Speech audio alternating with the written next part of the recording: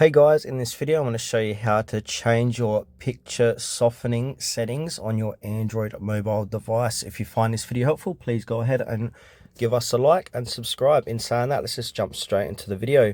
Alright, so in order to do this, you need to go to your Galaxy Store and download an app called Camera Assistant. So I'll show you what that looks like. So go ahead and open up your Galaxy Store.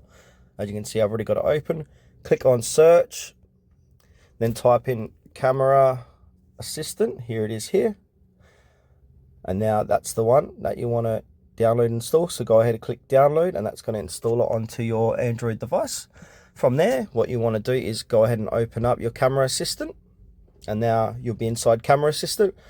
And if we scroll down, you will see picture softening here. At the moment it's turned off, so what we can do, we can change this to medium or high. These are only two current settings available.